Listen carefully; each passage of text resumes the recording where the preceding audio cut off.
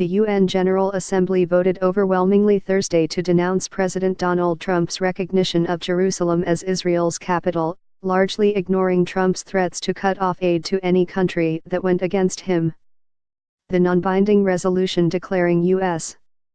action on Jerusalem null and void was approved 128-9, a victory for the Palestinians, but not as big as they predicted. Amid Washington's threats, 35 of the 193 UN member nations abstained and 21 were absent. The resolution reaffirmed what has been the United Nations stand on the divided Holy City since 1967, that Jerusalem's final status must be decided in direct negotiations between Israel and the Palestinians. The Trump administration made it clear the vote would have no effect on its plan to move the American embassy from Tel Aviv to Jerusalem.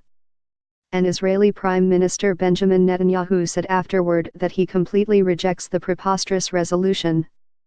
Palestinian Ambassador Riyad Mansour called the vote a victory not only for the Palestinians but for the United Nations and international law, saying U.S.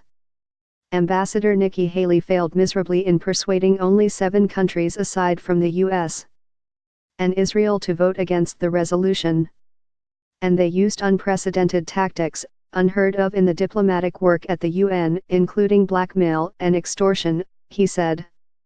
The United States and Israel had waged an intensive lobbying campaign against the measure, with Haley sending letters to over 180 countries warning that Washington would be taking names of those who voted against the U.S. Trump went further, threatening a funding cut-off, "Let them vote against us. Well, save a lot, we don't care."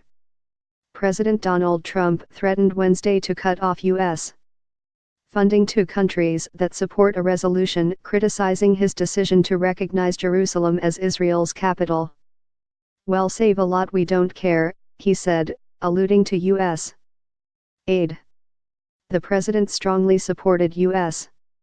Ambassador Nikki. President Donald Trump threatened Wednesday to cut off U.S.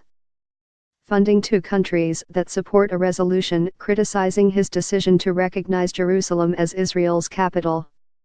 "Well, save a lot, we don't care," he said, alluding to U.S. aid. The president strongly supported U.S. Ambassador Nikki. But in the end, major U.S. aid recipients including Afghanistan, Egypt, Jordan, Pakistan, Nigeria, Ethiopia, Tanzania, and South Africa supported the resolution. Egypt received roughly $1.4 billion in U.S. aid this year, and Jordan about $1.3 billion. The 9 countries voting no were the U.S., Israel, Guatemala, Honduras, Micronesia, Nauru, Palau, the Marshall Islands, and Togo. Among the abstentions were Australia, Argentina, Canada, Colombia, Croatia, Czech Republic, and Mexico. The absent countries included Kenya, which was the 5th largest recipient of U.S. aid last year, Georgia, and Ukraine, all of which have close U.S. ties.